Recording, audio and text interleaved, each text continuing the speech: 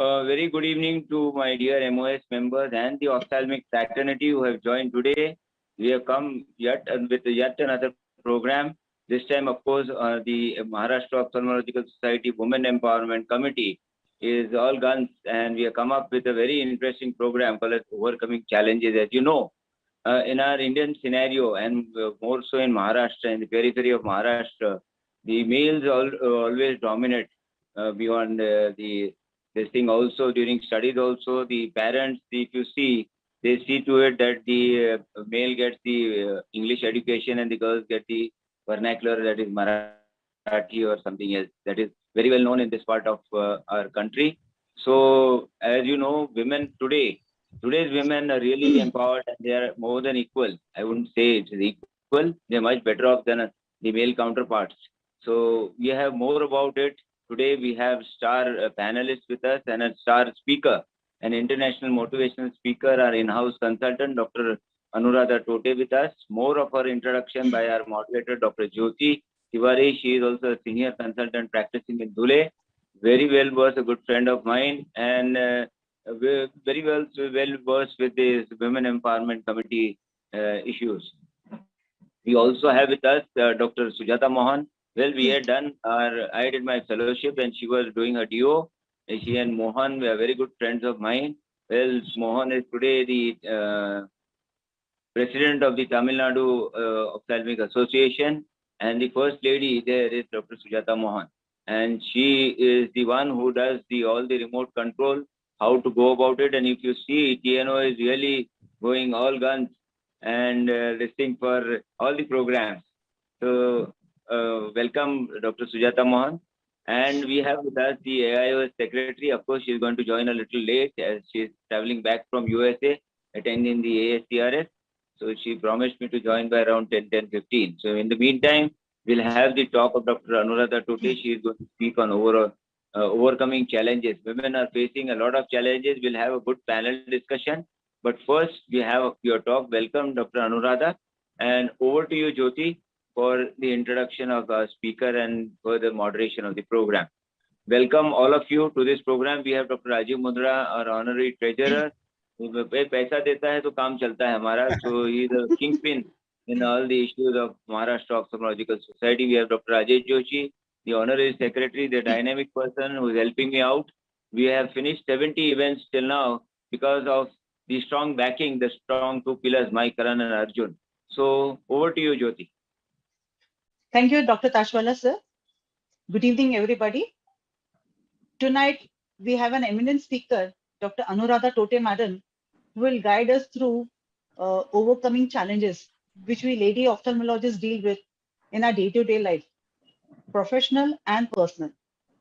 I would like to go ahead with her introduction. She scored 4th rank in merit in HSC. She did her MBBS and DMS from Government Medical College, Nagpur, and later DNB. She won the prestigious Ishwar Chandra Award in DOMS. She is a multifaceted personality, has done her MBA in Human Resources, MA in Psychology. She is also a certified Kathak dancer and won first prize in TV dance show Dum Damadam, along with her daughter Nancy.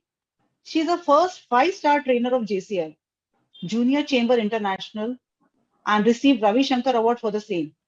She has been a pilot faculty for the national program Jasmine and Kumar.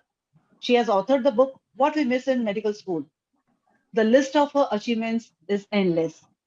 We are lucky to have you amongst us, Dr. Anuradha Madam. And now I call upon Dr. Anuradha Madam to begin the session. Thank you so much.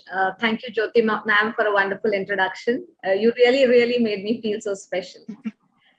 First and foremost, I would like to thank Taswala sir, Joshi sir, and team MOS for having me here, and a wonderful opportunity to interact with such a wonderful audience. So going to the topic, yes, it's a very important topic. And let me first say good evening to all the ladies present here, and a very good evening to all the gentlemen present here. I do feel that these gentlemen are the people who respect females, and that is what we expect of them. So beginning with the topic, overcoming challenges. do you really feel that this topic is important in today's scenario? When we are, bombarded with accolades and praises, and we have seen so many poems coming up, and if you take the example of Vajood, the film Vajood, and Nana Patekar saying that कैसे बताऊं मैं तुम्हें, तुम मेरे लिए क्या हो? Yeah. तुम मेरे लिए क्या हो? तुम धड़कनों की तुम धड़कनों का गीत, तुम जीवन का संगीत, तुम जिंदगी, तुम बंदगी, तुम हर खुशी, प्यार हो, प्रीत हो, मनमीत हो, and many more. But my dear friends, this is only for the International Women's Day, and maybe for the Mother's Day and Daughter's Day, but that's it. And what about the 362 remaining days? All the remaining days, or may I say all the days, we face problems in and out every day, and it is a male dominating society, whether you agree with me or not. And I will convince you that it is a fact. You know why? Because when you come to the facts and the statistics, you will be, it's an eye opener for all of us. When I came through the facts, when I went through the facts, I was so surprised. They say that 70%, okay, 70% of the physical violence which happens, it happens at home for the females. Isn't it surprising? And 90% of all the rape cases, the culprits are either known to the female, they are either neighbors, or they are relatives, or somebody close to that person. And it was very, very surprising for me when I read that it is 5 lakh girls were killed, only because they are girls.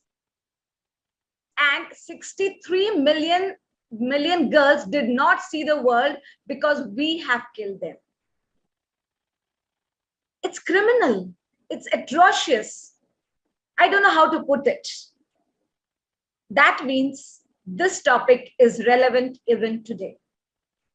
There was a women conference going on, and it was a big conference, and there were politicians and leaders, and one female was there.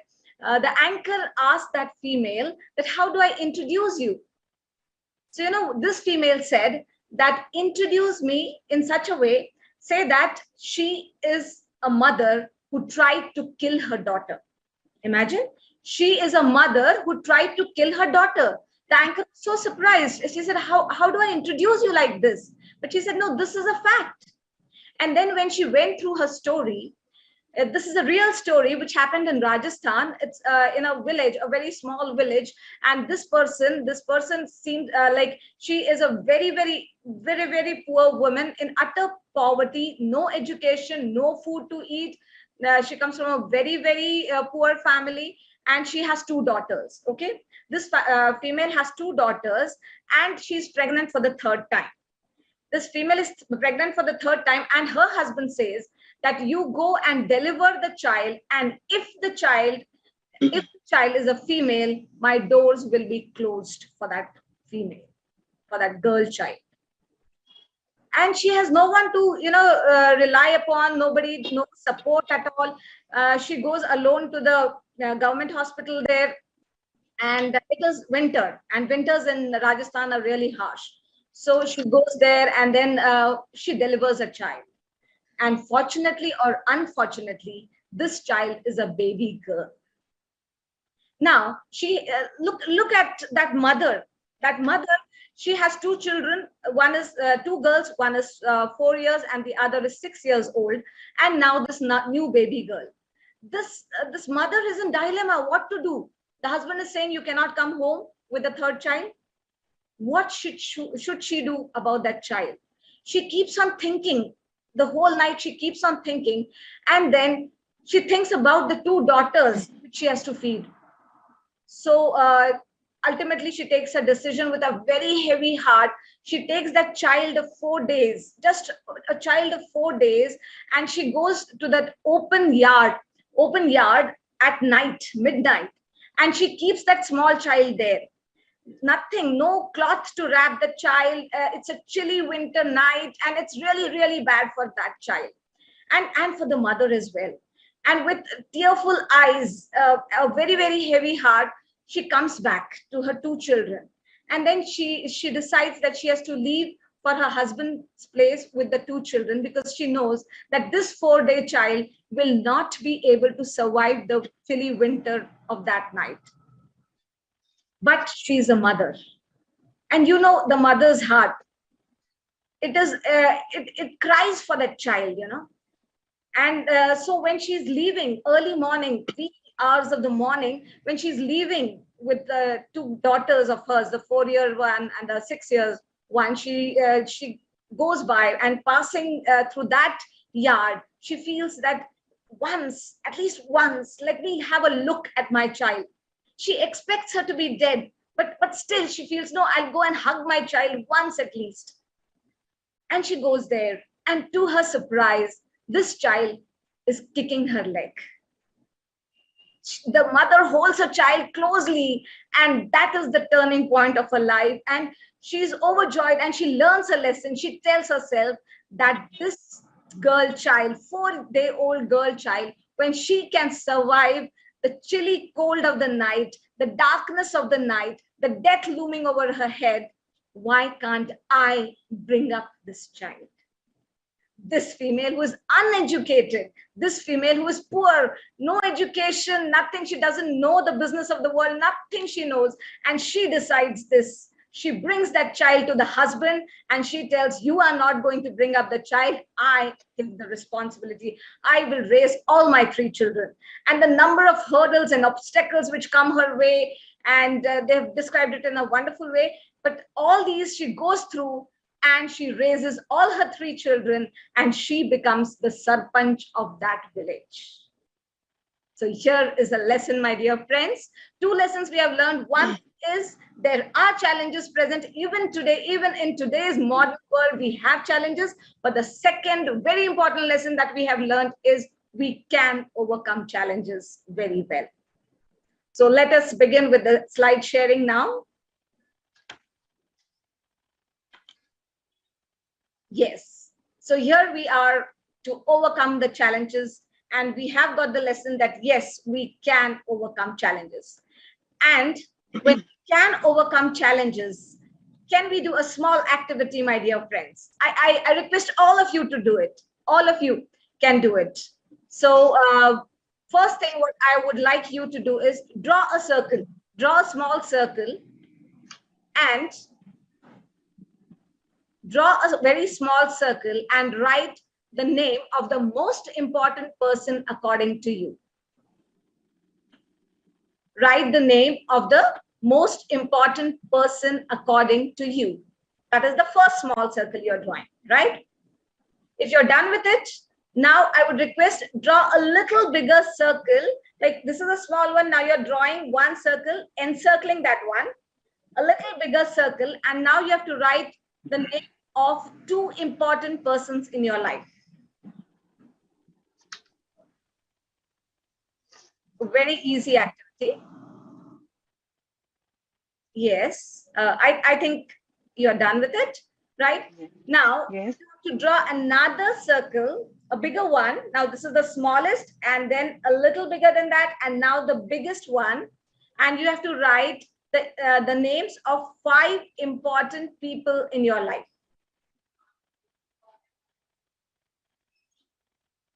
So the first circle you have written 1 important, most important person in your life. Then the second circle with 2 important people in your life. And the third one with 5 important people in your life.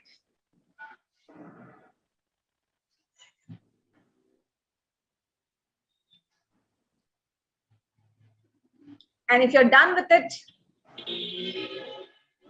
please show me your thumb. Yes, great. So now I would request, because I can see Jyoti ma'am here, may I request Jyoti ma'am to tell me what she has written? Okay. The first circle constitutes the name of my son. Okay, your son, first circle. So Yes. the most Yes. important person for you Soham, is your son. Okay, great. my Yeah, son Soham. very lucky one. Second circle, But the second circle, yeah, my father and mother. okay, great. Okay. The third circle, my brothers, sisters, and friends. 5 people you said. Yeah, yeah. Brother, sister, Sister and friends. and friends. So Yeah. first was son, second was mother and father, third is brother, sister, and friends, right? Yes. Yes. Getting it right? Okay. Yes. Okay. Now my question to you is, where are you? Where are you in this circle? At the centermost point. So that is what happens. We forget ourselves. We forget us. Because if you are not important for yourself, the world will feel that you are not important. Only Well, when you feel you are important, you will be important for the world. So this is the very first lesson we should take, that you have to feel that you are also important. I am not saying that other people are not important at all. They are important. But the very fact is, you have to realize that you are also important. So let us deal with gender inequality. So much is spoken about this, gender discrimination, inequality, bias, divide, anything or everything you can say. But then the most important thing is, first we will have to feel that we are important, and then only people will feel that we are important. So you have to believe in yourself first, and then only the world will believe in you. Recently, I was reading a book by Sudha Murthy, and I'm a huge fan of hers actually, and she writes in a wonderful way. But this book specifically, I'm not getting the title properly. Okay, Daughters of the Wishing Tree. Yes, Daughters of the Wishing Tree. Now, I was just going through stories, and what I found was, they're wonderful stories. They're mythological stories actually. But then it struck me, that thousands of years ago, it was so that whatever went wrong, whether it was to kill a rakshas or anything went wrong in on the earth, or you say in heaven, then what they used to do is they used to call one of the goddesses, and she used to solve all the problems. Nowadays we call the army, and the problem is solved many times, but then they used to do this. So the women were so important. They were so important, they were so powerful, they had so much of potential, that every time there was a problem, a female used to be called and the problem was solved. But then what happened after that, maybe, I don't know, maybe people started realizing that they are so powerful, they have so much of potential, that they are a threat to us. And then the society has suppressed females. They have put them in such a deep trench that you just cannot come out. And the worst part of all this, like, the females were, after that, it was so that the females were tortured mentally, physically, on all fronts. The worst part is that this like, all this was happening, and then the males started feeling that yes, we are powerful and we can do all things. That was fine. But the problem is, because this was keeping on happening, it was hammering on the females brains so often and for such a long period, that the worst part has come now, that the female herself has started feeling that I'm inferior. That is the worst part. Like, okay, if the society feels that you are inferior and the society feels that you are not capable, it's okay. But now the problem is, now the females themselves have started feeling that I am inferior and I cannot do such and such things, and I am not capable, I will not be able to do all these things. So first thing we have to do is we have to believe in ourselves, and then only the world will believe in you. And how are we going to do this? One thing is, let us remind ourselves that we are made of the same flesh and bones as the males, right? We are made up of those 5 elements as the males are made up of, right?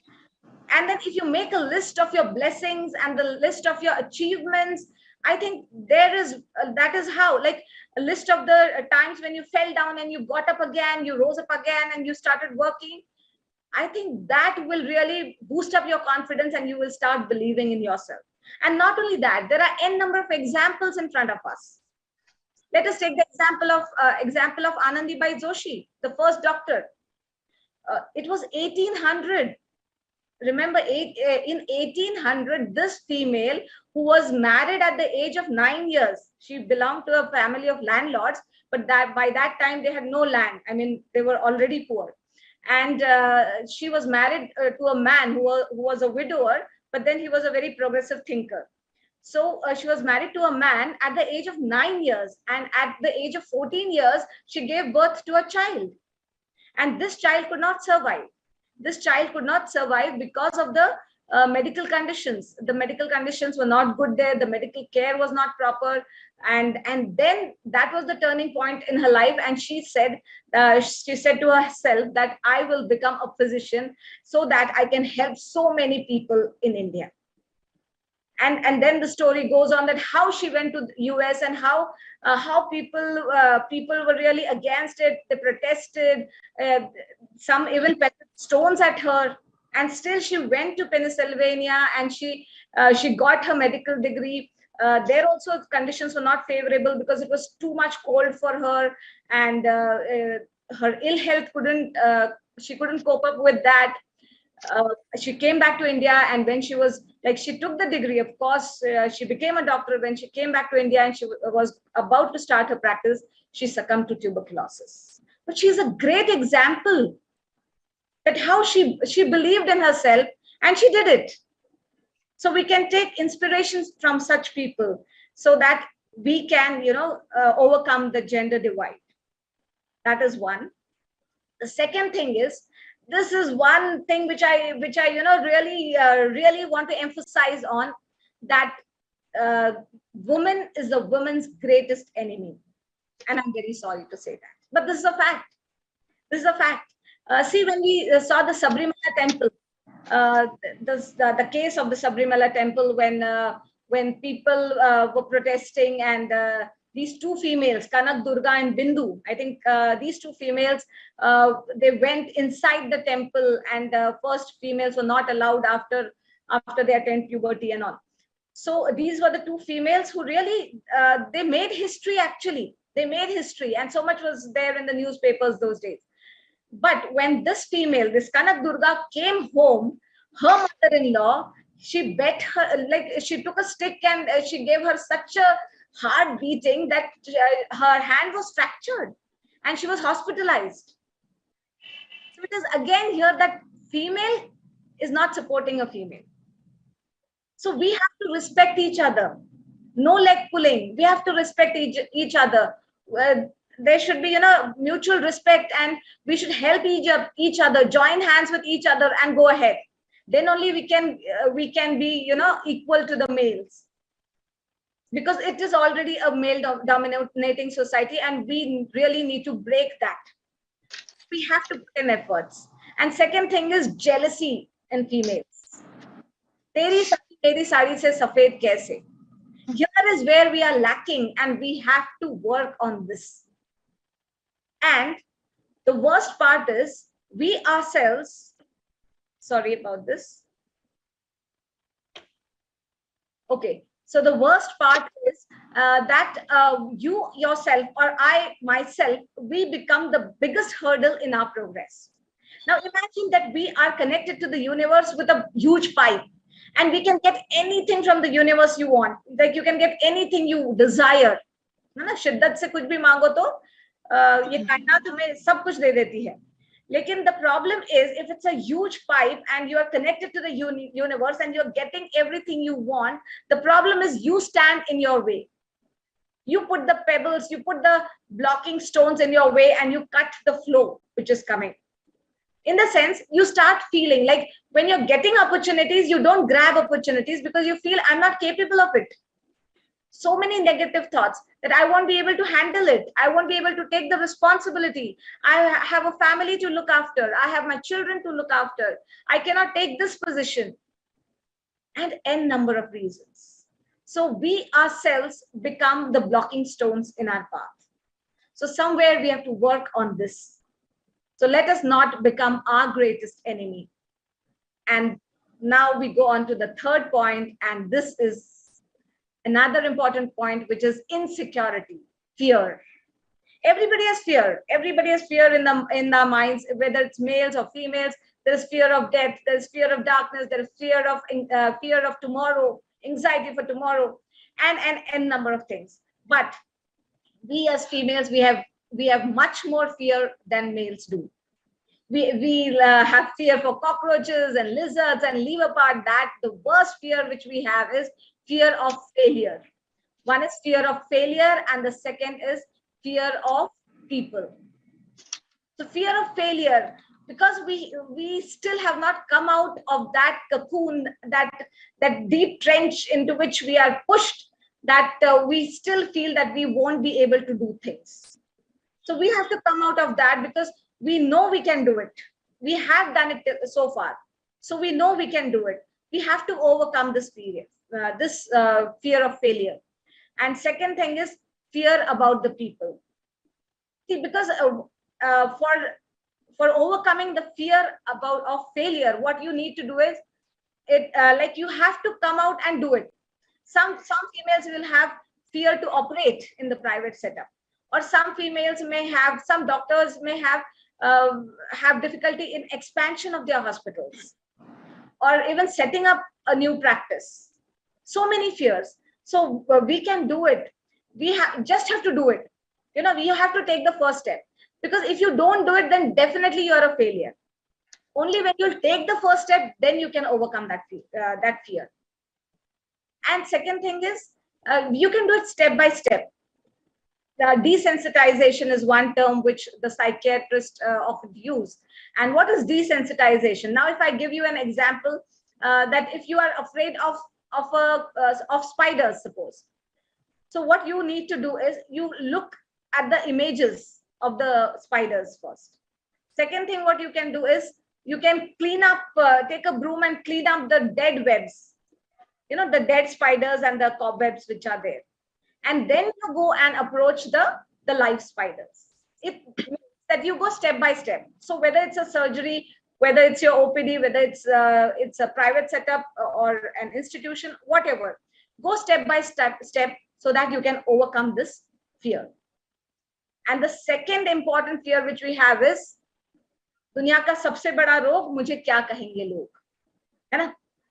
And that has to, we have to overcome that, because that is the biggest hurdle in our progress. We keep on thinking what they're going to say, what if I fail, what will they say, how will I come out of it? Because then you must remember that there was a few frogs and they had to climb a tower, okay? And there was a race of the frogs and they wanted to climb the tower. And the race began. And some frogs were really doing well. They were really doing well. So what happened? The people were gathered there and they were looking at the race. They were observing them and they started saying, "Arey, mujhe nahi lagta ki koi frog wahan pahunchne wala hai." It's impossible that frogs will reach there, right? So it is really impossible that the frogs will reach there. I'm sorry for this. Okay. Yes. So it is really impossible for the frogs to reach there. So they kept on listening, and some frogs kept on dropping from the race. They said, "Oh, really? We can't do it." But there were a few more frogs who said that no, let us try. Let's do it. And then ultimately, one frog reached the top of the tower. He reached the top of the tower, and as we all can expect, that there were a lot of media persons there, and then he was interviewed.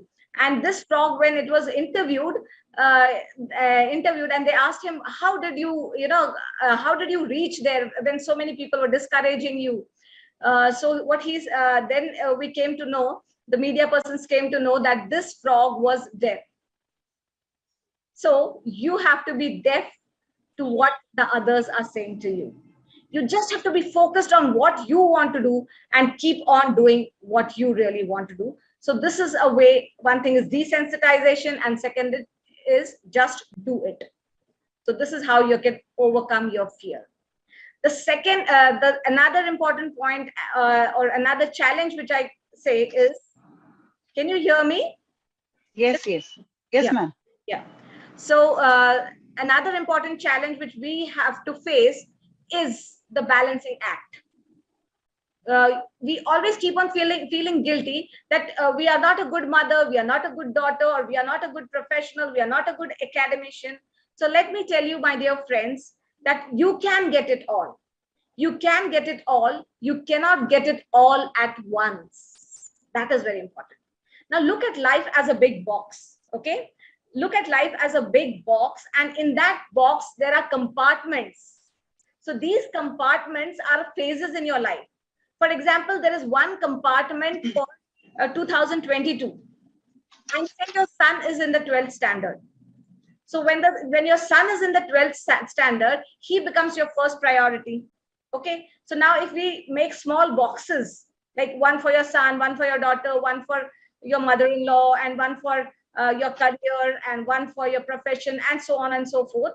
So if you do all this, so at this point of time in 2022, the biggest box which has to be put in that compartment will be your son's box, right? Naturally, the other boxes have to be small. That means that you have to prioritize things and say, now this is the time when I have to look more, I have to pay attention more towards my children. Then naturally your profession will go on the back burner, right? So at this time you will be a very good mother, but maybe after 2 years, when he has passed his 12th and he has gone into his professional college, you can focus more on your profession. So phase by phase take it, so that there's no feeling of guilt. There's no feeling of guilt. You know, when you look back at your life, you will feel that yes, when my son needed me, I was there. When my mother-in-law needed me, I was there. When my profession needed me, I was a good at my profession also. I'm a good academician also. So it is just a matter of time. You have to prioritize and then put that box into that compartment likewise. So it's very important that we do this, prioritize, and then put the boxes in proper order, so that there's no feeling of guilt and we can balance all the things. We have that capability. So this is not very easy to do, but it is not impossible. We can do it, right? Yes. Rupees and finances, here is where we really lack. That is what I feel. And I have started working on this, and see, once you start working on this, it's easy. It's not rocket science. It's not rocket science. And I feel that, you know, we should be at least financially literate, so that at least the financial advisors do not take advantage of ignorance. At least that much, right? We must know about our assets, we must know about our liabilities, a little bit of financial planning. Small things to do is like, you know, taking mutual funds, and later on maybe you can take shares and then F&O and so on and so forth, so that your money works for yourself, because it gives a great sense of accomplishment, and you feel that your life is in your control. This feeling that your life is in your control is the biggest accomplishment. It's a wonderful feeling. So I feel each and every woman should do it. Each and every doctor should do it.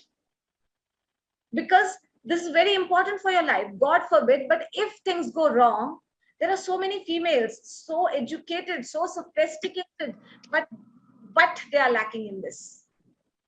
I have started a program called the Empowered Woman, where we take workshops and we teach people to be, you know, psychologically and financially self-dependent. So I think it is the need of the hour.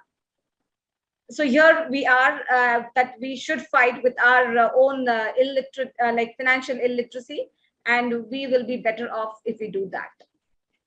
Yes, and then coming to our office or profession or hospital, whatever we can we say. When we come to this, I am really, I feel sad to say that females are the ones who are not thorough professionals.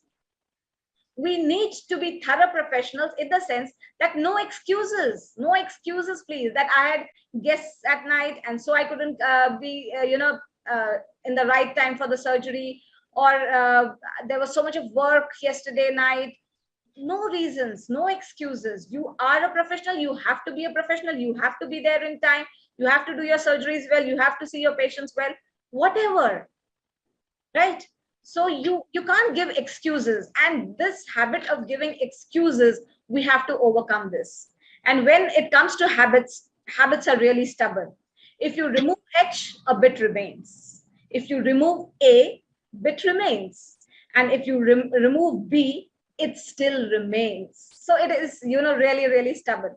So to develop a new habit and to break the old one, what you have to do is there was a research in America which says that you have to practice that new habit for at least 21 days, 21 days at a stretch. And then on the 22nd day, it will automatically appear, like it will automatically come. But in India, it did not happen so. So another research was conducted in India, and then it said that you have to practice any new thing for 41 days. We are Indians, right? So we have to practice for 41 days, and then the new habit will appear automatically on the 42nd day. So this is how we can overcome our habit of making excuses. And second thing is, we have to be updated. We have to be competent. If we say that we want gender equality, I feel we have to be 10 times more competent. Then only the world feels that, okay, you are in line with your male counterparts. So we need to be competent. And to be competent, I would like to tell you the red ocean, blue ocean theory. Okay, there is one ocean, and one fisherman goes into one spot. He locates a spot and he finds good fishes there. So he starts fishing. What happens is, many other fishermen go to that same spot and they start fishing. So there is a lot of competition. This blue ocean turns out to be red because there is cutthroat competition. Now, one intelligent fisherman from there goes and explores the ocean again and finds another location in that same ocean, and then he goes and looks for fish, and he gets fishes there. So this intelligent fisherman should be you or me. We should keep on updating ourselves, and then he gets good fishes there also. So we have to keep on updating ourselves. Suppose in your town there is no cornea specialist, go and do cornea fellowship. Learn the latest techniques of surgery, whatever. Like, you have to be competent to be the best one out there, to be at par with the males. So we have to be very, very competent, and we have to overcome our habit of making excuses. And we have seen so many examples on this front, right? We have seen Sujatha Mohan, if you remember, the Mars mission in 2020, I suppose. Yes, that she was the lead. She played the lead role, and the satellite landed so well on the Mars. She was the lead person, the Indian American aerospace engineer. She took up the responsibility and she handled it so well. We know Judy Kong.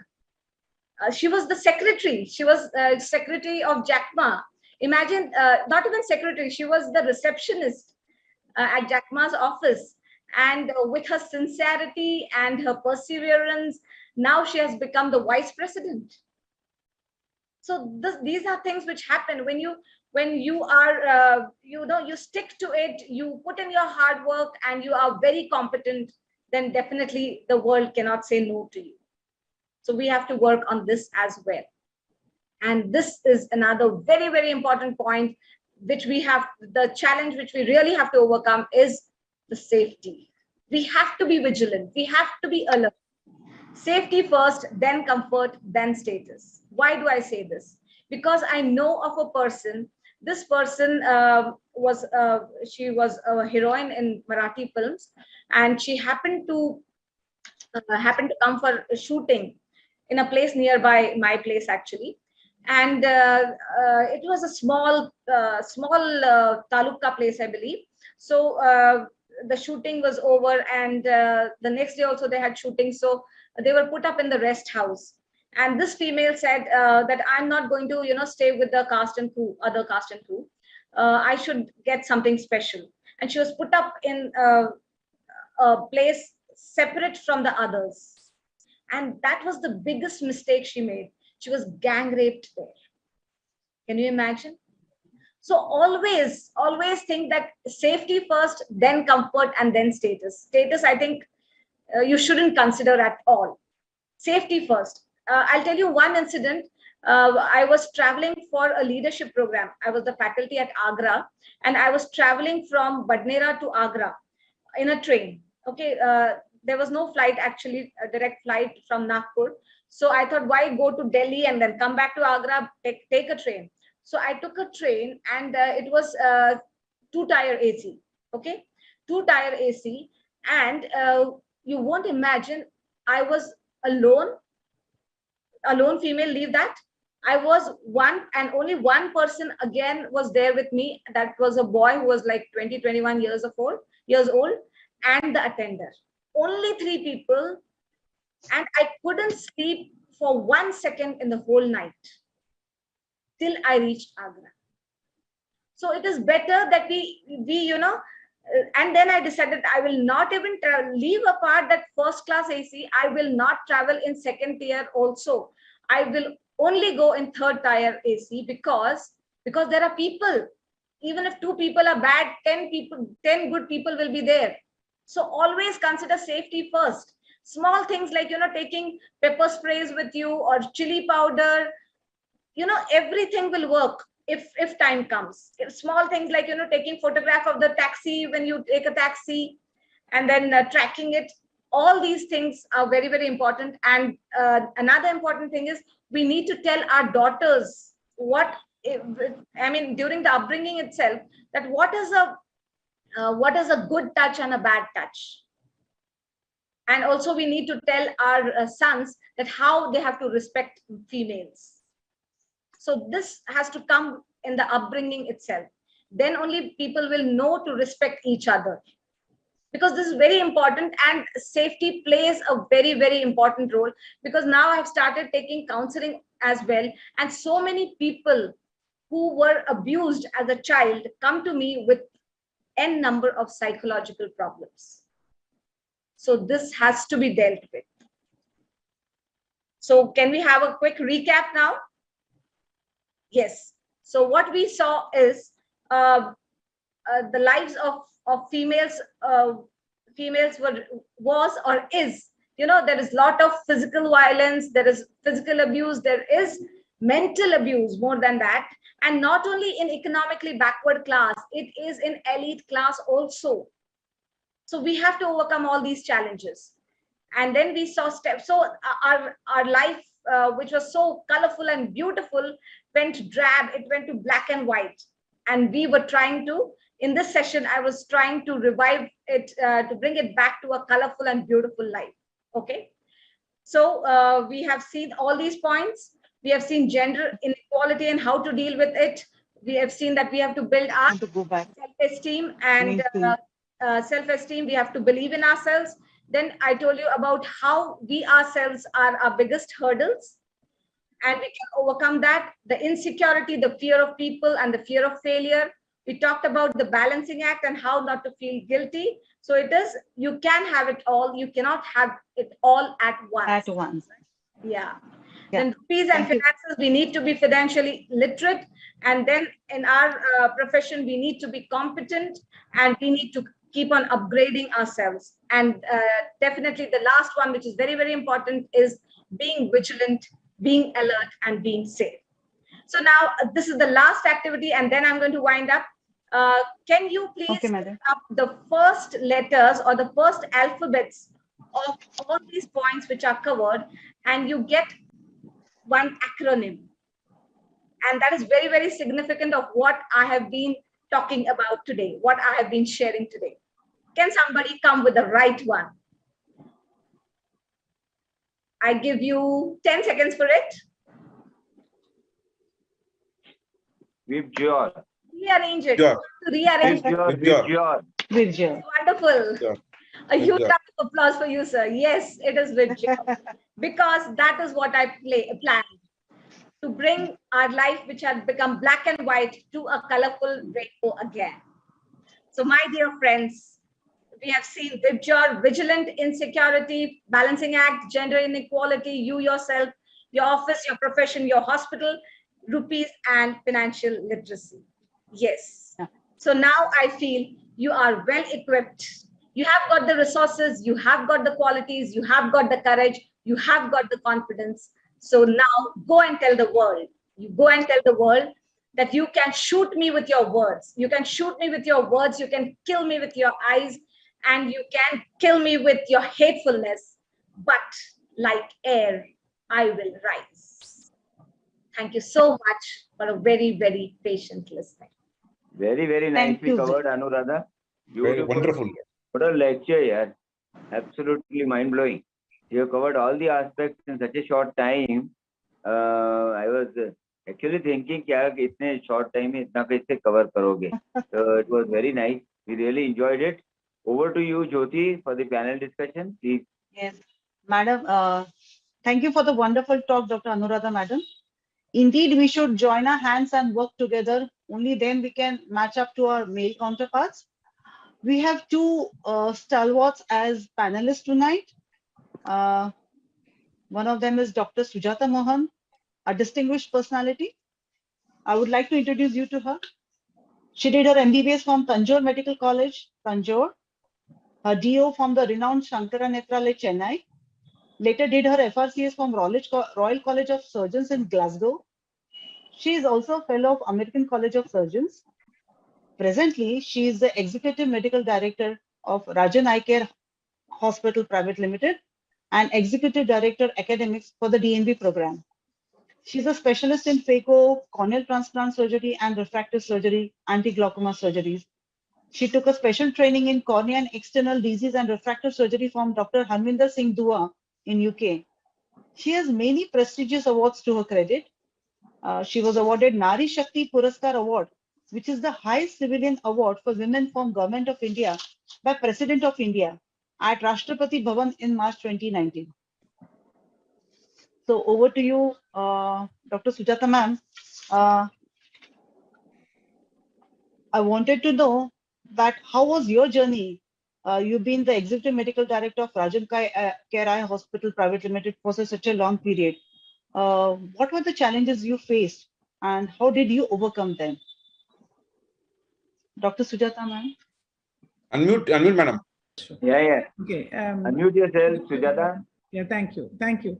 That was a fantastic talk by Dr. Anuradha, and really she covered from A to Z of what all a woman should know to empower herself. For me, I think the challenge was because I think most of us were in the same age group. We know that we started, when I passed out of Shankara Nethralaya, we were taught only ICC, that is intracapsular cataract surgery. So it was a long journey to learn phacoemulsification. And then also I started doing corneal transplants. Those days there was no fellowship in cornea. So I started doing corneal transplant surgeries in 1995 when we started our eye bank.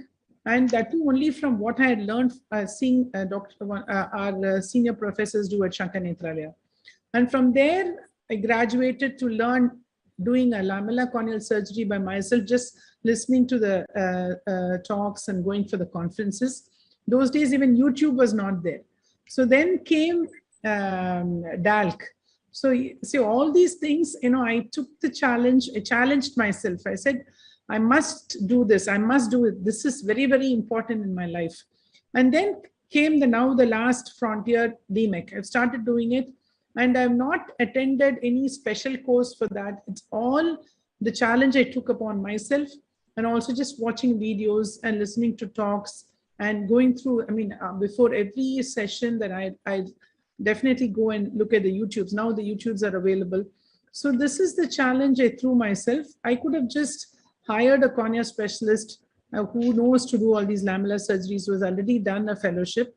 But for me, I think that was a biggest challenge because I thought I should do it, and I did it.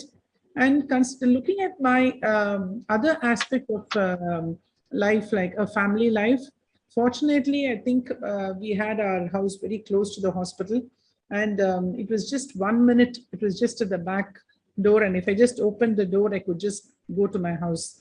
And so till the children were about 10 or 12 years old, I had the opportunity to just keep on checking on them throughout. So it was just like an extension of the hospital. And I'm a mother who is like really very close, and I just made sure that not only the education part is very important, like ma'am said, safety is very important, and also the food habits, the sports. So I was really a very much involved mother, and I took time, in spite of the fact that I was working full time, from morning 9 to 8 o'clock.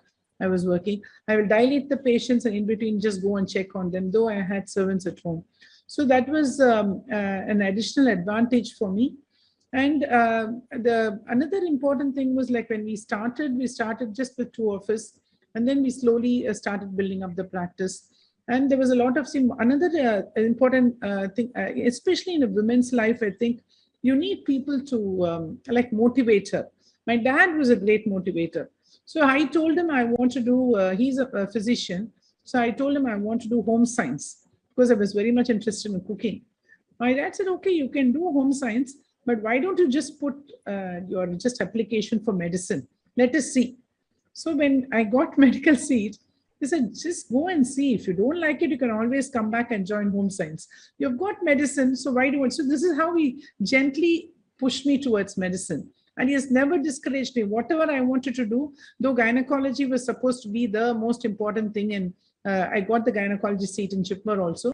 So I told him I'm not interested. He said, okay, then whatever you're interested, you apply and get it. So that is from my dad.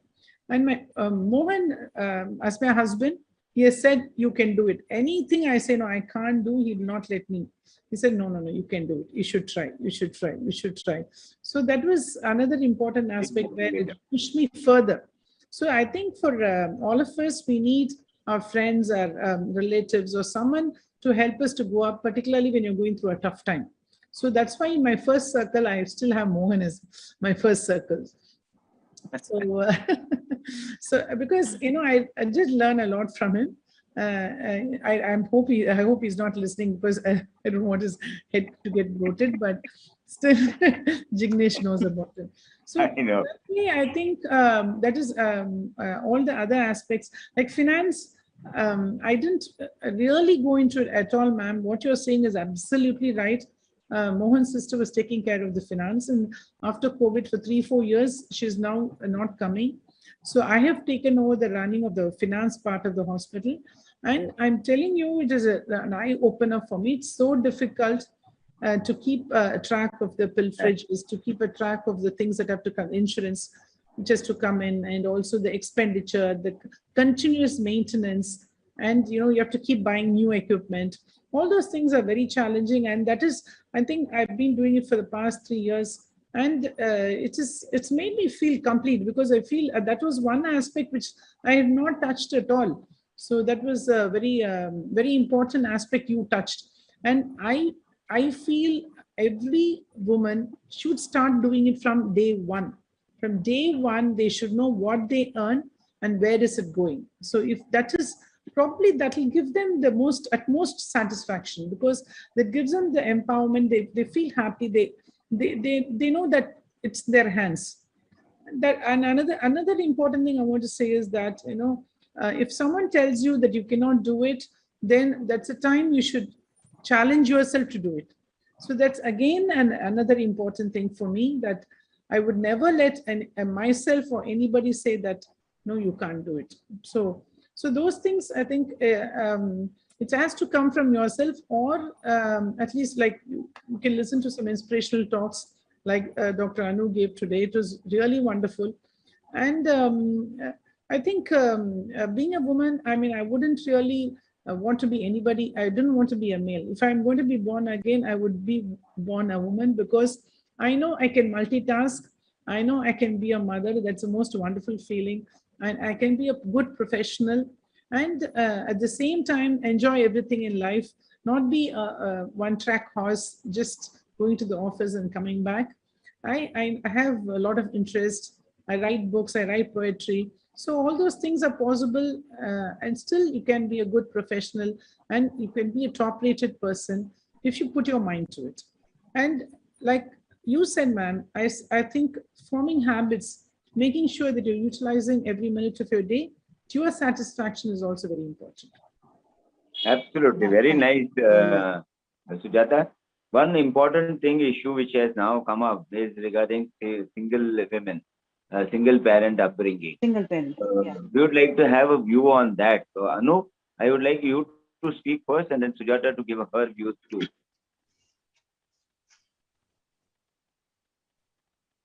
They have a different set of challenges to move around. Absolutely. They have absolutely no other support. The male counterpart is not there. Maybe for the reason Single-handed. as a widower or a divorcee or whatever it is. How do you manage? That is a real challenge. How do you come about it? Because in today's world, we see a lot of single parents handling it. And with a profession like an eye surgeon, it is more to it rather than a salaried person to manage it. The surgical part, management of the hospital, management of the family. What do you recommend your views on this and how do you go about it? Yes, that's a wonderful question, sir. Single parent, and these are increasing day by day as the divorce rate is increasing, and some by choice and some not by choice also.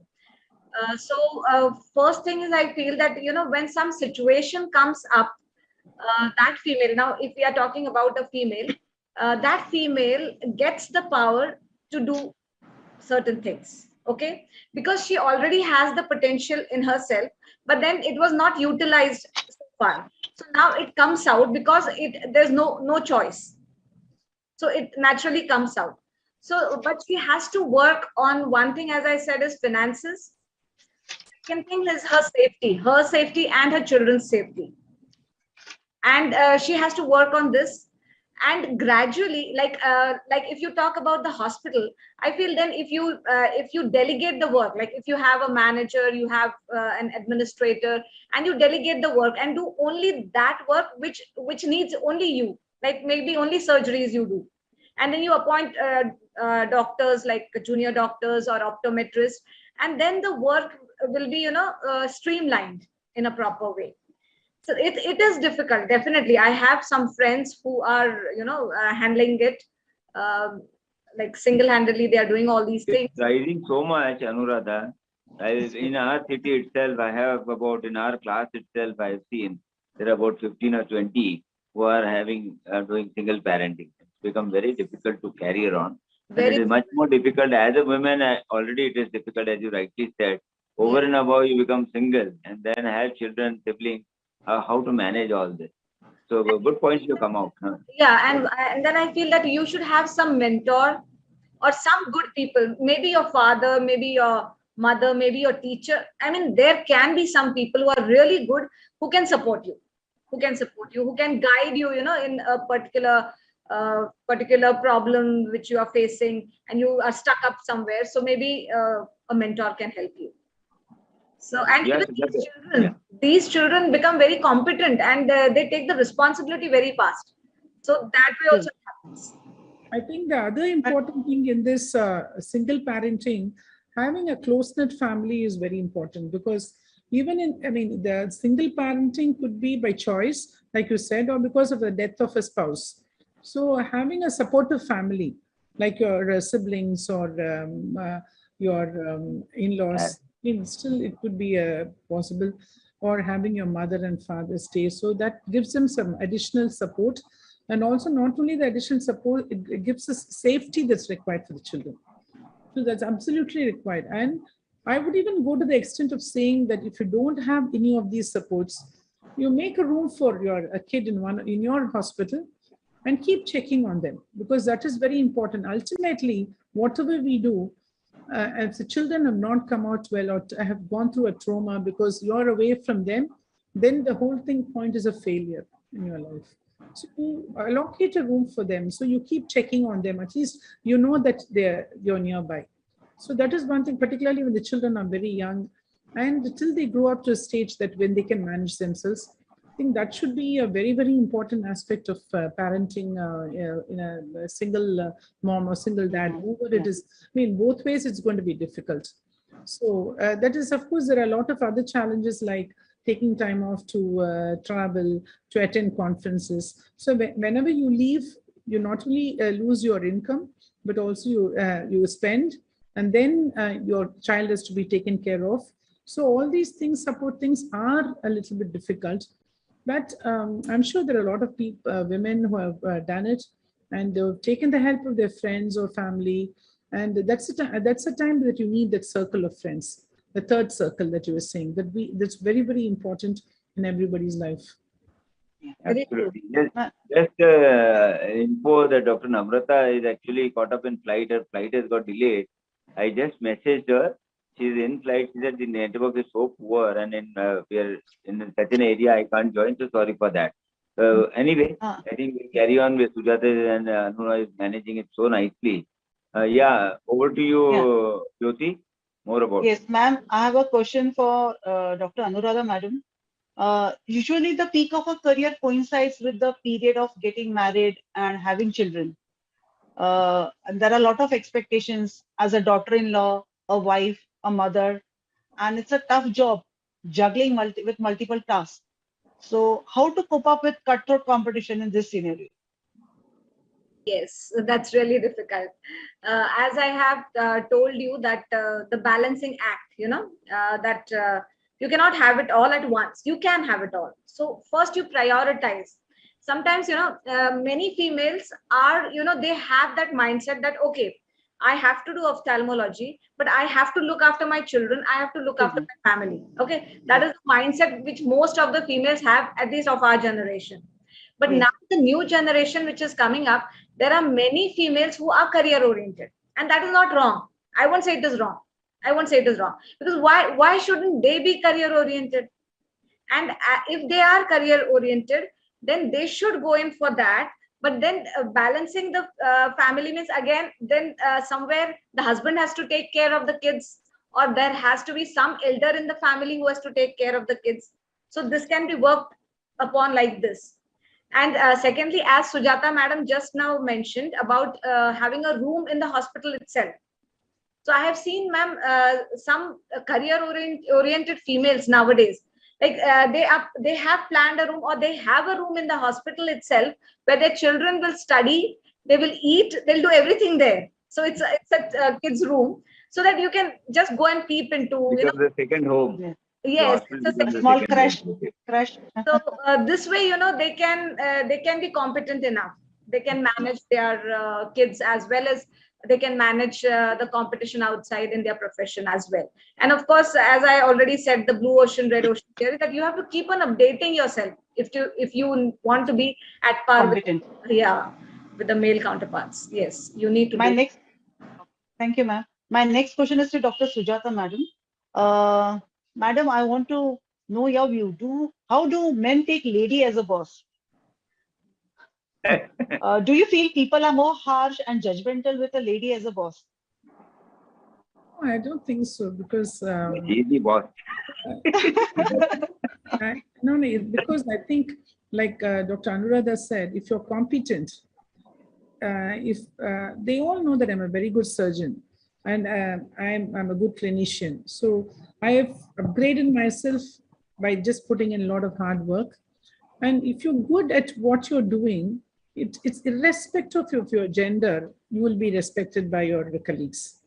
So that is what I have seen. I've not had any person disrespect me because I'm a female. In fact, I've got more respect than Mohan most of the times, because they take advantage of him. They don't take advantage of me. They cannot take advantage of me, because I don't think that if you are on par with your colleagues or even better than them, so it's ultimately dependent on what you are, from within, and what you project yourself to the world. To me, I think I'm a very competent person, and I feel I'm a very fair person. So I'm very open to discussions. Of course, a lot of the people come and ask for a hike in salary. They come and ask for this, that. They take long holidays. I'm not only talking about the staff, but even the doctors. So only thing, you just have to be very fair to them and tell them, but these are the things that you could correct yourself. So I've never had an issue with anybody. The one reason could be because we've always hired, most of the times they are much junior to us. That could be one of the reasons. But we do have senior consultants coming in, and they treat me very well. They don't consider me as a tyrant or as a person that they should not respect. They never say, they don't bypass me, meaning they don't bypass me and go and talk to Mohan. They know that I'm running the hospital most of the time, since Mohan is busy with other things. So they just come and discuss with me. I think it's entirely up to us to project what you want to be seen as. Right. If you want to be seen as a person who's running the hospital, then you have to project it that way. You can't hide behind someone and say, okay, I'm going to do it from behind. I'll be driving Mohan, but Mohan will be the face. No, you can't do that. You have to do it the way that you want it. If one lands up marrying a non-medical husband, things get tougher. What is your view about it? My view? I don't know. See, it all depends, because again, it all depends on what you feel, how important it is for you. See, I have a lot of interests. So even if Mohan says, no, you don't take off today, you have to be here in the hospital because you can't take off and go to that something, whatever I wanted to do, I would put my foot down. I'll say, no, I have finished all the work that I need to do this week, so I want to do it. So it's again coming from how much you want to do it. So if your job is very important for you, whether you're a doctor or not a doctor, and if you show respect to your profession. So that's what I tell my my colleagues and staff. You're coming late, 9:30, 10 o'clock. You are showing your family that you don't care about the job. You leave late and then you come late. They think, okay, I mean, her job, anybody can do it. That's why she's going late. But if you feel that your job is important and only you can do the job, then you will be here on time. So it's ultimately what we project. I feel that I am important for this hospital, and I feel that I'm doing a unique job that nobody else can do. And if I am not there, I will be missed. If that is what you're going to project yourself, then automatically the respect from the family will come. It is just what you are projecting. It's not what they think about you. They may think about you 101 things, but what are you projecting? But are you going to fall prey to what they are thinking? I'm not going to do that. If they think that, okay, I mean, her job, she's a doctor after all. They have 15 doctors in their hospital. Anybody else can do it. So you have to stay back home because we have a puja. I'll say, okay, I will attend the puja, but this should have been told to me before because I have to take off. I have to plan my day. I just cannot leave like that. I have my set of patients to see. So unless you project that you are an important person, anybody will take a ride, whether it's a medical or a non-medical husband, it doesn't matter. One more question I would like to ask Sujatha and Anu is regarding joint family and a nuclear family. If you have a nuclear family, how do you go about it, overcoming your challenges? And if you have a joint family, of course, there are very few nowadays, but joint family is preferred or a nuclear family is preferred. What we said, the yesteryears, the buffer was there, which is no there. The disputes really spiral off very fast, and there is nobody to control it. And so, in a way, joint family is good. Anyway, both your views, both of you, please share your views. I will vote for a joint family. So even I tell my PGs and fellows, please stay with your in-laws. The most important thing is the safety of the child, and the child has to grow up with all the confidence and the assurance that someone close to them is nearby.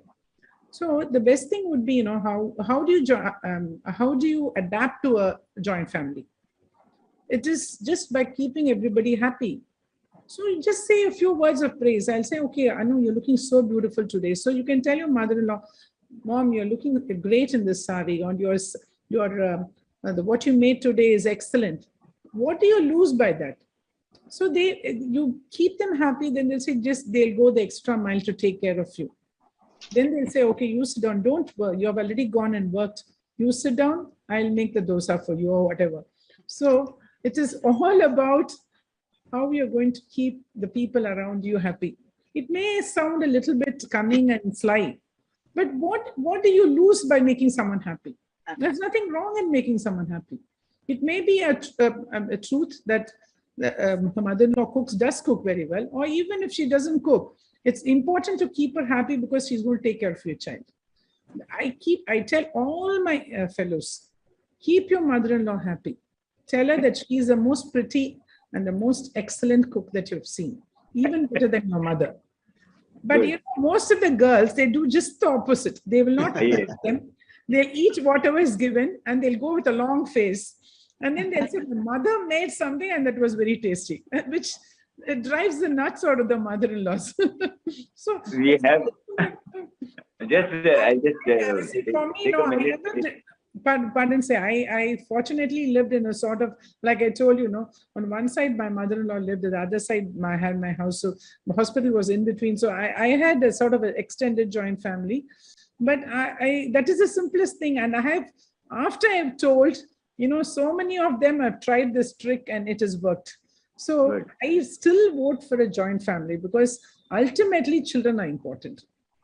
Anu, before you answer, we have an important person who has joined, Dr. Namrata Sharma, ma'am. Oh. In spite I'm of sorry, your flight getting delayed, you are with us. So nice of you. Welcome Sorry. you, ma'am. Welcome, madam. Discussion going I'm on. really Welcome, sorry. madam. My No, connecting. it's okay, ma'am. I understand you had already briefed me about it. You're going to have a flight, and of course, you have no control on the delays of the flight. So anyway, Yes, we welcome thank you you. in spite of your delay. Thank Please join us in a big way, and we would like to. Of course, you must be quite tired, but No, one or no, two I'm questions okay. for you. I am in the car. That's why I've not put the video on because it's dark here. But I know. I'm fine. It's Great okay. that you're here, Namrata. I've been hogging the limelight without No, you. no, it's no. It's good that you're joined. I was enjoying what you were talking about, Sujatha. I mean, it was absolutely correct and fantastic. Yeah. Mm. Yeah. Go ahead, Sujatha.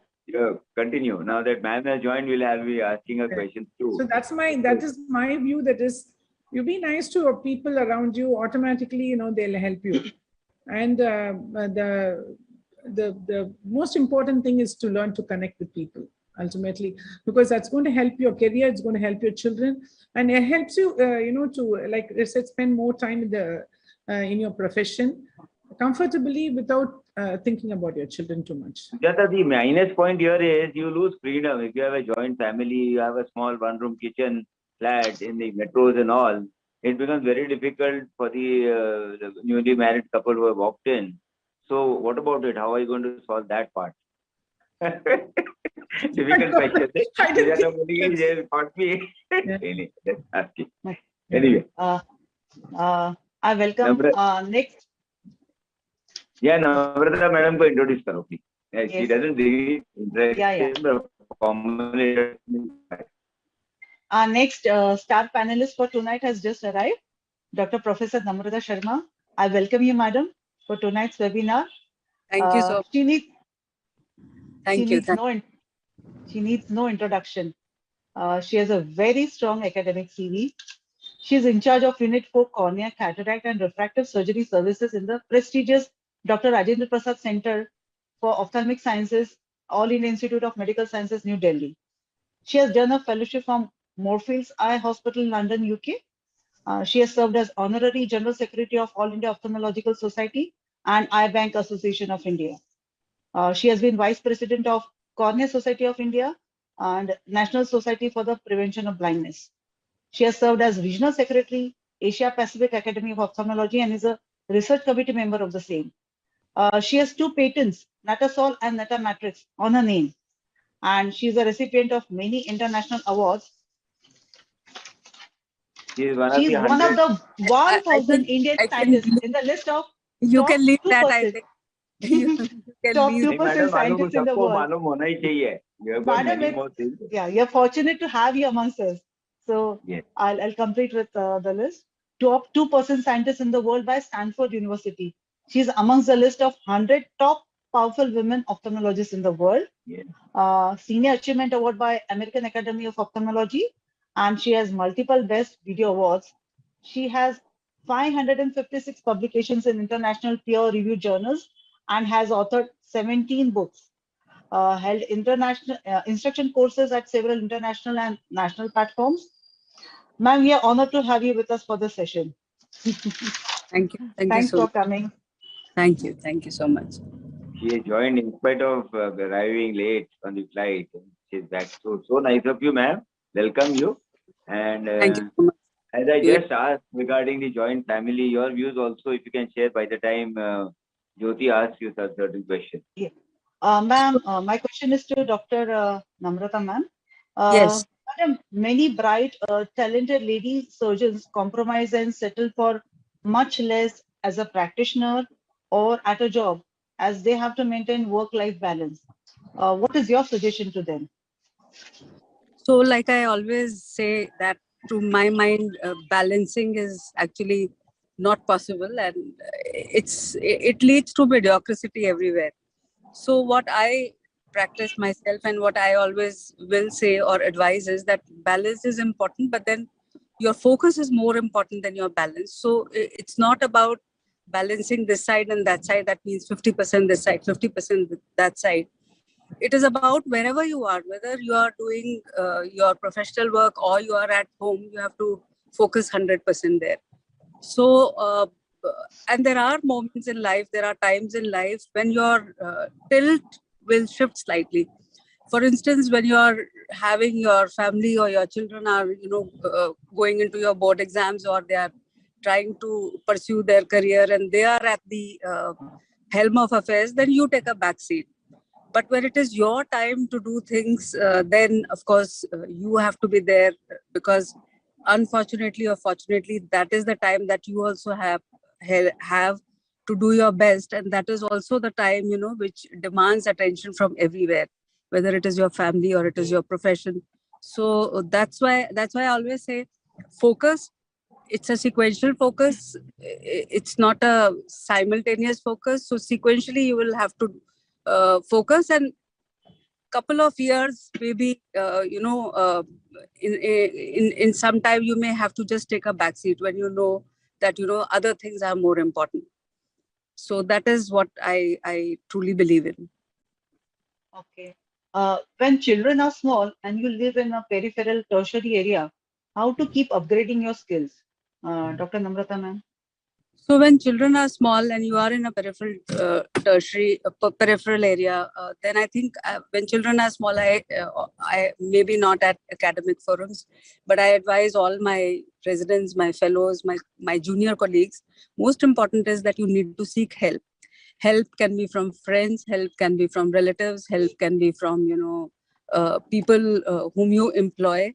So, or if I may say, at home part-time workers or full-time workers. And I think that is what is required. So at that time, it is very important to seek help. And you were talking about joint family and single unit family. It always helps if you are in a joint family or a family where all your relatives stay close by. And I think to update yourself, it is very important that you go and attend CMEs. I'm sure those 3 days or 4 days or a week, you still would be able to manage, because that keeps updating you. And more than updating, it is not about updating. Maybe updating you can get on the internet. It is about networking. It is about interacting. It is about getting stimulated and getting inspired. Whatever you may say, whenever you go out, in your subconscious mind, there would be some things which would inspire you, or which would, want you to do the same thing or maybe better than that back home. So it is always good to take short breaks and to update yourself, or to visit hospitals. Not even about CME, you can just take 2 days to visit some institution or some kind of an observership. So those short reorientation programs also help. At least it keeps you on your toes, that adrenaline keeps running. It doesn't stop, and you don't go into escapist attitude. What I feel sometimes, and I know today's generation is very, very smart, but when we had just started, this did become with some people, and they have an escapist attitude. Okay, I did not do this because I was looking after my family. I did not do this. So I'm not saying that you should look after everywhere, but then you should not fall into a laid back kind of an attitude. Quite right. So forthright and absolutely clear views, ma'am, regarding this. Very much. Ekdam, I was also stunned. People are saying balancing करो, आपने बोला focus करो, जो कर रहे हो focus करो. Focus करो. Focus करो और आगे का सोचो कि अभी 2 साल मुझे इधर फोकस करना है और उसके बाद 8 साल मुझे उधर फोकस करना है, फिर 2 साल मुझे इधर फोकस करना है और उसके बाद पूरा लाइफ उधर फोकस करना है. जब your children leave you and then you really don't know what to do with yourself, then it becomes difficult to pick up. Yeah, you become on the same page if you keep doing upgrading yourself simultaneously. It does help to be on the same page with the other colleagues. Quite right. Madam, how to manage financial aspects like upgrading your machines, equipments, infrastructure individually, negotiating with the pharma and the other companies for the equipments? I think that so is that you don't end up paying more. This is a very important question, Amrita madam, because in the periphery of Maharashtra, there are individual practitioners who are taken for a ride. Yeah, very important. And talking about single parents also, it's become difficult. So your advice on this and your views, all three of you in fact. So sir, I would be, I first must congratulate you for all the numerous programs that you are holding, not only holding the field of ophthalmology and academics, but beyond that. I remember that you have held meetings on this aspect of marketing, finance, and I think these are things which nobody teaches you. They're not written anywhere. They come out of experience, and it's good to learn from other people's experience rather than have your own, make mistakes and have your own. So regarding, I know that it's conceived and it's it's thought that women ophthalmologists are not very good negotiators, and they are not into marketing that they can't do marketing that well as men can do. But I think again that's a myth, and I'm sure Sujatha can bail me out on this, that they can negotiate, they can market. Only thing is you have to keep your eyes and ears open, and you have to be well prepared, taking inputs from all corners, from your colleagues who have bought those machines or have done financial deals before you finally go for your own financial transaction or for your own deal. So your homework prior to actually breaking that deal is very important. That's what I feel. Madam, what you said is भाजीपाला से लेके सब में women ऊपर है. भाजीपाला भी 5 का 2 रुपए में कैसे लेना है आप लोग को जब हमको तो हम ले लेते. You are better negotiators, in fact. That is what I would say. Yeah, Sujatha and Anu. Yeah, actually, I think the biggest buy that I made was my laser suite. So before that, I went through so much. I did so much of research on the different machines, what I should buy, whether I should go for Zeiss or which I go for Allegretto, I should go for, because there's a cost factor, and also the competency of the machine also matters, whether it is the recent machine, whether it's the most updated machine, and whether we can afford to buy a very expensive machine. So all those things we have to look into before we actually think about investing in something. And first and most important thing is to know what is the best thing first. And the second thing would be to decide whether you can afford it. And then once you've decided, okay, this is what I'm going to go for, then you go down and do the discussions with them. It's not easy because, always ultimately, they feel that the females cannot bargain with them. So that, like ma'am was saying, that is one thing. It was very difficult for us, but we managed to get the best price, I suppose, during those days. And it's a lot of argument and having several meetings and not giving up on what you are holding on to. And it takes a lot of effort, but ultimately you can do it if you believe that the price that you're asking is something that they can pay, that they can agree on. It's not easy. Yeah. One more question which I would like to ask to all the women is regarding group practice for women, all coming together and doing practice to overcome the challenges where the funds are a big problem. Would you recommend this? Namrata madam, first you, because you're working in an institute. So yeah, so group practice, I know now of several examples in Delhi itself where women ophthalmologists have come together to do group practice, and it's a very nice change, because until now we had only men doing it. But then I know that there are at least three sets of areas, or three people. I mean, three groups who are actually practicing together. So I think it is a good idea, because you cannot invest on everything yourself. And so if you do it in a group, the common facilities, the common equipment, the common paraphernalia, you all are sharing. So I think it kind of helps. Right. Madam, Yeah. my next question is, how do you develop your public relations if you're an individual private practice? My question to Dr. Sujatha, ma'am. That's a very difficult question, because I'm the biggest PRO in my premises. So whatever I do, Mohan is, I mean, that part of it, I think I don't really need not to, it didn't bother much, because he was an excellent PR. But it's quite difficult, because you see, if a man approaches a woman to speak, it looks different from a woman approaching a man. It takes a little bit of hesitancy, because that's how we have been brought up. That's the Indian culture. So it takes a while, but I think now in today's world is no longer this is seen, but still I think innate in all of us, we have that little bit of hesitancy, and not going on. We are not flamboyant. We cannot speak about ourselves so much. And so there is some amount of difficulty in women doing that. And the best way to probably do it is we can't have fellowship parties, and we can't, have pat your back, and then, But one. Sorry, yes, Sujatha, you continue. Then I'll then.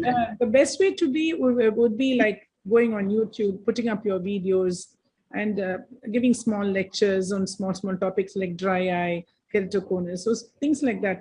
So it's not only attracting your own colleagues, but also it's something which the public can see, and that's an indirect way, because it's very you can't do it very can't be very direct. So I mean, that's one way of getting more patients, and also improving your own visibility amongst your colleagues. Yes, Namrata, I think you have some. One tip that I would like to give, because I have a sister who's a private practitioner and my husband is also into practice, is that what we do is we would go to ophthalmic conferences, CME, say hello, and come back. Those people are never going to refer patients to you. So it is important to expand your social circle to a non-ophthalmic one. So, your clubs, your Chelmsford Club, Gymkhana Club, or your, you have the Rotary and the Lions groups, also. Even your own clans, like you have this Agarwal Mahasabha and this whatever. I mean, so you have to develop your non-ophthalmic circle really very well. I think that is most important. Then you can get patients. Yeah. And second thing is that suppose you are practicing in a city, or you are even in a suburb, then at least 2 or 3 times, or maybe 4 times in the beginning, maybe weekly, you should have some sort of a OPD or some sort of draining areas which are not in your own vicinity but are in vicinity outside.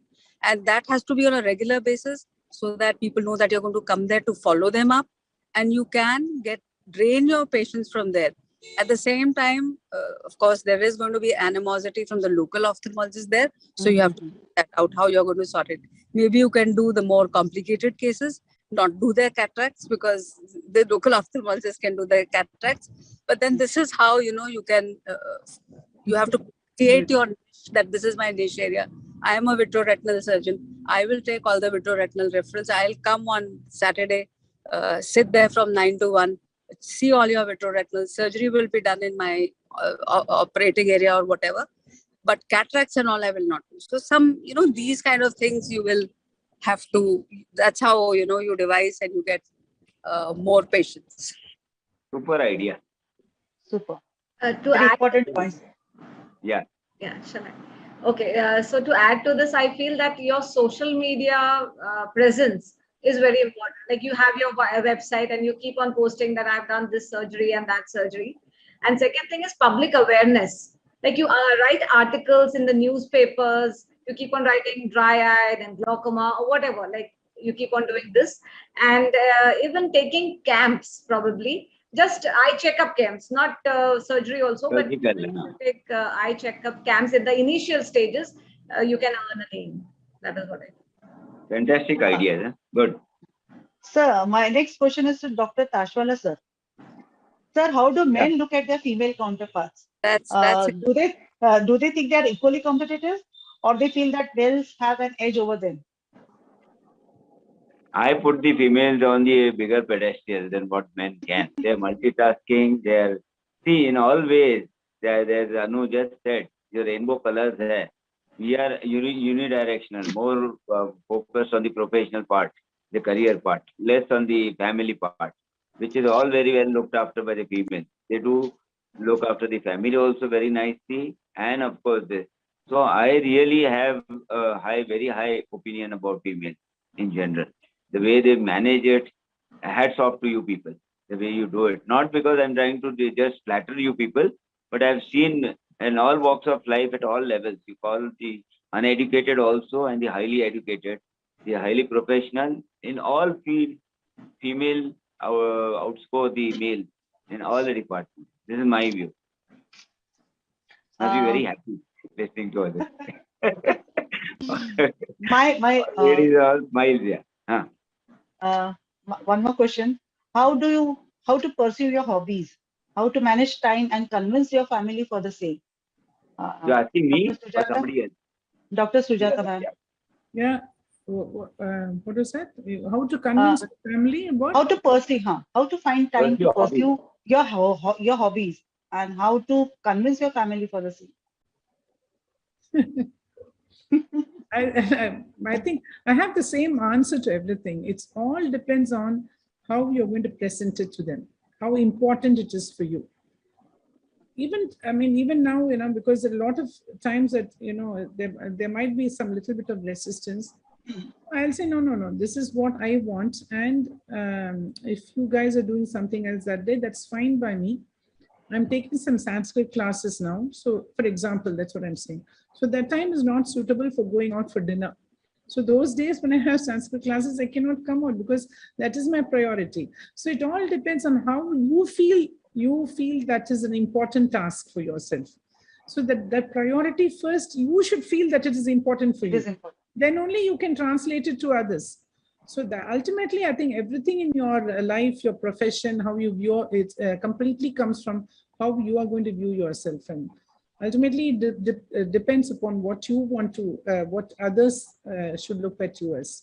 So I think from a childhood, you should try to develop that sort of mentality where you do the thing that you want to do without hurting others. Yeah, thank you, madam. That's very important. Dr. Namrata, madam, would you like to add to it? No, I think Sujatha is very right. Only I would have said it more militantly, and Sujatha has really put it very softly. Yeah. She's very absolutely right. I think if people at home know what is going to upset you or what is not going to upset you or what is that you really desire, then they are with you, just like you are with them when when you know what they want. So you are standing by them. So I think it's bilateral. And when you want something very badly, they know you want it badly. So they stand by you. So I think maybe initially in the initial phases, there may be a little resistance, but then I think over a period of time, you know what the other wants, so that doesn't come in the way. Okay. Very nice. One more question now. Jyoti, you have many more? Yes. Last question. Yeah, last question. To all three of them. How and when to plan retirement? How and when to plan? Retirement. How and when to plan your retirement? I'm already semi-retired. Actually, COVID gave me the opportunity. After COVID, I used to operate every day and see patients every day, OP every day. So it was a full day for me, 9 to 8, 8:30. So now what I have done after COVID, I've made 3 OT days and 3 OP days. So I do see a lot of patients. I say about 60 to 70 patients on my OP days. It's not that it's a light day, but I'm able to get back home early. So I come back home by 6 instead of 8:30. I come back home by 6. So actually, Mohan says that I'm semi-retired. So more, I do OT on Monday and OP on other days. So I'm slowly going into retirement already. So again, I made the decision, though it is much against the wishes of my boss. Dr. Namrata, madam, what is your say on this? I think too busy. I mean, I'm sure she's the busiest woman ophthalmologist. Ophthalmologist on the earth, I would Amazed say. at her patience in attending all the conferences and giving the comments appropriately, listening to everybody. You are really awesome. Yes, absolutely. That is why she's here. All of you are there, of course, and she also see the commitment. Na? ACRS, in spite of the flight delays, she has made it. Thank you. You have to tell us how you're going to retire. Thank you. No, I really have never thought about retirement, but I know that we all would retire one day. But I think that's again in your mind, it is something which is in your mind. You may retire from, but you would pursue something else, I'm sure. So maybe you will one day retire from active surgery because you're too old to do it, but then you would do something in medical education or you would do something else. So it is only that you change your goals and goalposts, and you keep having second, third, fourth innings. But I don't think, I'm sure even for you also, Sujatha, you will never, or for all of us for that matter, men or women, we will never take it off completely. So that is that is how I look at it. Right. And the more your mind gets stimulated, the more active you are, because the more you don't use this thing, you tend to become laid back. But I think all of us will possibly never retire. Yeah. Quite right. Now, Anu? Yes, yes, sir. Actually, according to me, I feel it is definitely your choice. Like for me, as Sujatha madam said, even I feel I'm semi-retired kinds, because I practice only for 3 or 4 hours, and then I'm more into motivational speaking and life coaching. But then one important point which I would like to suggest here is, suppose your son is an ophthalmologist and he comes over. Like he comes as an ophthalmologist and starts his practice, like it's the same setup. I feel it is our responsibility as a senior person to slowly give the reins into his hands, so that you must retire, otherwise that small plant will not grow into a big one. So you must pass on the baton, and that's very difficult. That is what I have seen people, they just can't do it. Let go. I completely agree with you on this. Completely agree. You should know when to call it. I mean, when to say we are done. Sayonara बोलने का बहुत difficult है for everybody, especially we as professionals. Whether it's gender neutral, I would say, and more so for the ladies, because they are of course one part of the family also in this, and to run the show, it becomes a little difficult if you retire early. Of course, if you have good funds. Semi-retirement, as Sujatha rightly said. Now, the last question which I am going to put to the whole panel, including Jyoti, regarding time management. You people are very good at it. Let the men folks also learn, and there should be a go-home message for each one of you. I would like Namrata madam to start first, because she is the one who does the time management the best. I have seen her as the General Secretary for 2 consecutive terms. The way she does it is just phenomenal. So, madam, your inputs, and it'll be really valuable for each one of you, not only for the women people who are women folks thing, but for us also. So, for you, and then we'll have an idea about Sujatha and Anu to share, and of course, last Jyoti before we wind up, because it's almost 11:10, and we didn't even know we have so much of time put up. So, I think everything. Everything I feel is compartmentalized. Every day you would see me doing the same thing on a fixed time. So every day in the morning it will be about papers. Every day in the evening, like your emails, your WhatsApp, your etc., Facebook, your social media, you can check in the night, because that goes at the spinal level. That doesn't, you don't have to think about it too much. But in the morning, early morning, you need to think about, your mind has to be fresh. So I do in the mornings, early mornings, I do actually whatever publication work or studies or whatever I have to plan. And then your day goes into your OPD or clinics or surgery or whatever. And from 5 to 8, it goes into, working for AIOS or admin kind of a work. So I think, and it goes day after day almost. I mean, it is just the same thing. It's all compartmentalized and you have to just keep chasing your small goals or your big goals every day. So I think that is the way to go. And sometimes, of course, there is a buffer time also which has to be kept, because sometimes you have to do crisis management. Something, suddenly comes up which you had never thought about, because not everything is predictable. So then everything takes a backseat and then you jump on that. So it's difficult to say, but yes, like I said, you have to keep doing the same things in your small ways every day to chase them, so that It becomes a second habit for you. ultimately, suddenly 10 things you would see have simultaneously finished. I normally don't do like this, that I take one thing and then I try to finish it. No, I don't do it, because then that kind of gives you time to think also and reevaluate whether what you have done is right or not. But then I know that by say 2 weeks or by 3 weeks or whatever, then all of them will simultaneously get over, although all of them will be little pipeline over the days. Okay, and what about family time, ma'am? Once a week, or how is it? So family time is dinner time. Family time is breakfast time is not family time. Family time is actually dinner time. And Weekend. in weekends are generally not there with the conferences, but then once in a year we do take off for 4-5 days, or and all of us go together.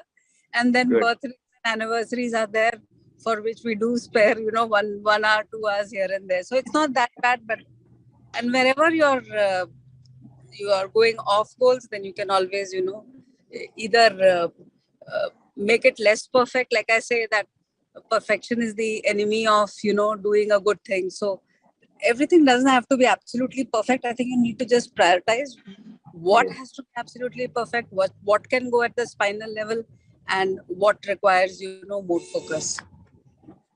Mainly, I think passion is very important, madam. Whatever we do, if you are passionate, you enjoy it, rather than it becomes a majburi.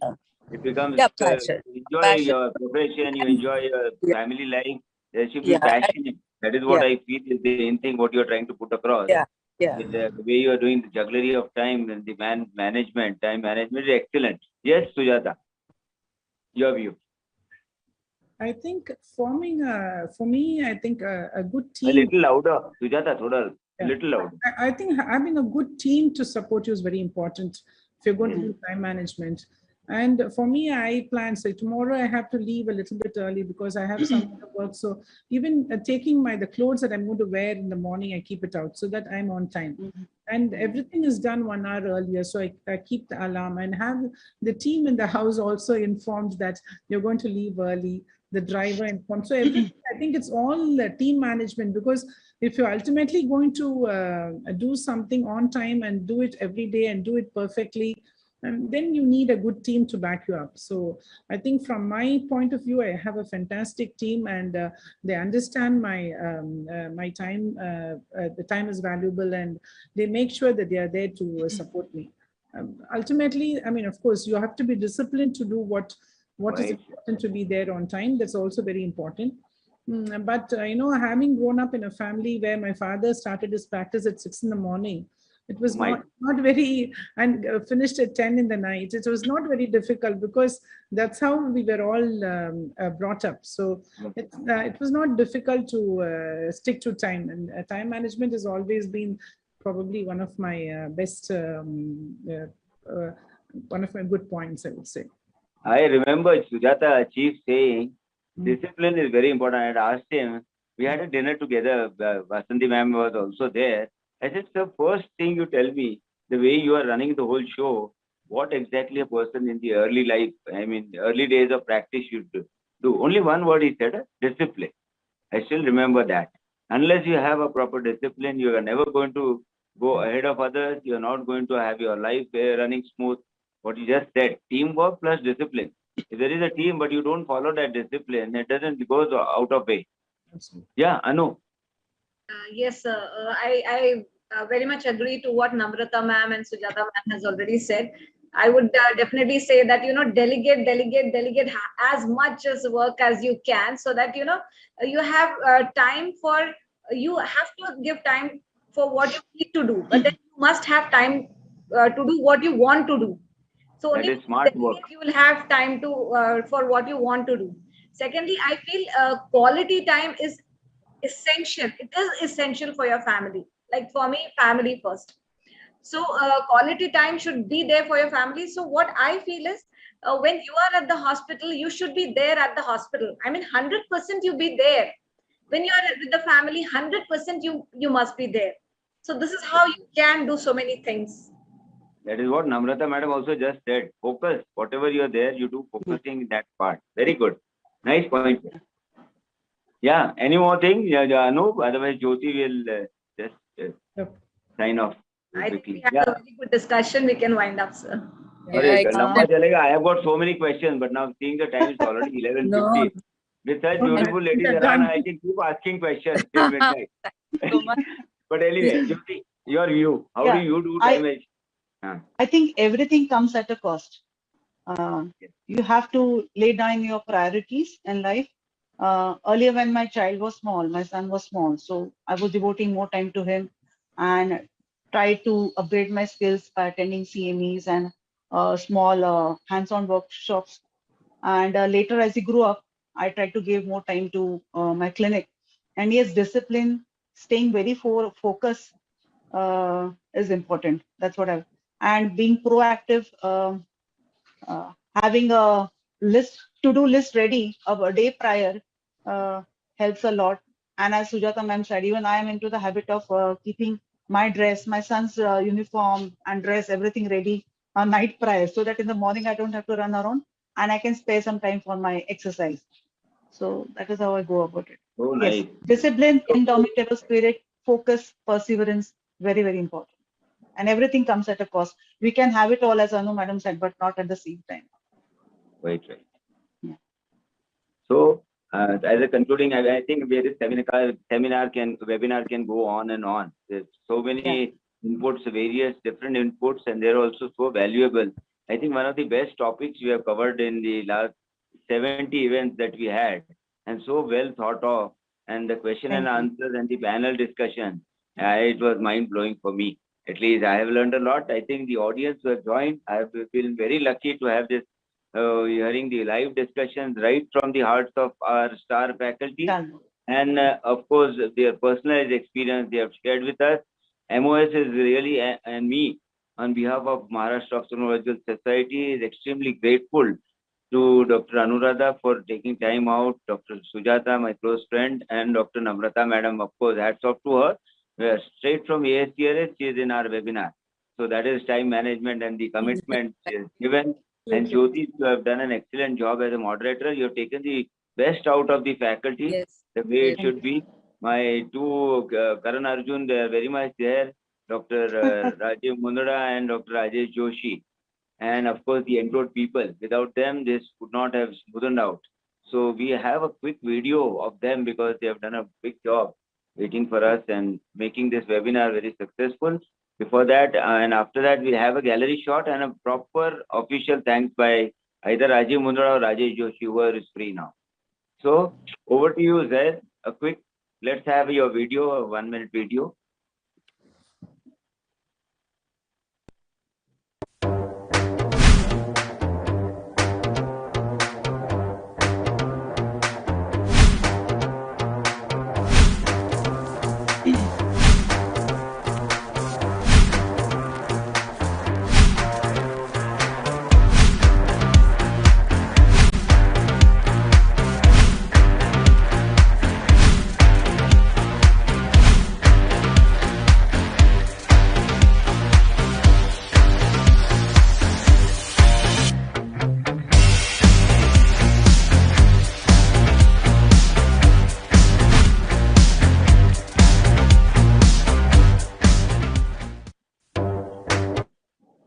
Thanks. Let's have a gallery view photograph. Everybody, can you keep your videos on? Madam, Namrata madam, Yeah, एक minute के लिए dark में रहेगा तो भी आप तो limelight में ही है हमेशा.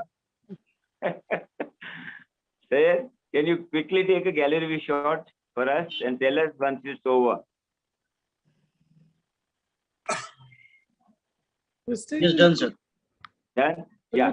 Over to you, Rajesh, for official thanks. The people that have taken time out in the late night for us. Yeah, it's quite late right now. I think you already done out of thanks, Jignesh sir. Anyway. Yes, Like thank you. Yeah. No, keep going, sir, Jignesh sir. Boliye sir, Anyway, boliye. Rajiv has handed it over to me. So again, a big thank you to all of you for joined us. And we have had a very, very important discussion. And this will be, of course, on the YouTube channel. For those who have missed out, I'll be trying to share the link. I think Sujatha really blasted everybody the way her views. And of course, Namrata madam joined, and there is the icing on the cake. And Anu, you were the core, absolutely. And हमारे ज्योति madam ने सबसे थोड़ा सब निकाल के लिया है जो एक्चुअल एक्सट्रैक्ट करना चाहिए था ना बोलते तुम मधुमक्खी से कैसे लेते हो वैसे मध निकाल के लिया. So that is how it was. So very nice and a very important session. Thanks everybody once more. Thank you everybody. Thank you, sir. Thank you so much. Thank you so much for the opportunity. Thank you, sir. Good night. Bye. Good night. Thank you so much. Good night. Bye. Bye. Good night, everybody. It was great to be a part of this panel. Thank you.